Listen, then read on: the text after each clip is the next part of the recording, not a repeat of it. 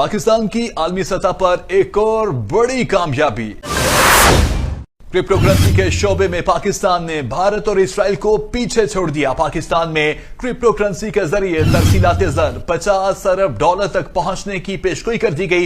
Exchange companies के मुताबिक crypto currency को कानूनी हैसियत देकर बाकायदा रेगुलेट किया जाना चाहिए ताकि इस शोबे को महफूज और मौसर बनाया जा सके। उनका कहना है कि इस इकदाम से माली निजाम मजीद मुस्तहकम हो सकता है। एक्सचेंज कंपनीज के नुमाइंदे और माहिरीन के मुताबिक क्रिप्टो करेंसी की मालियत 38 अरब डॉलर की सतह से भी आगे बढ़ने की सलाहियत रखती है।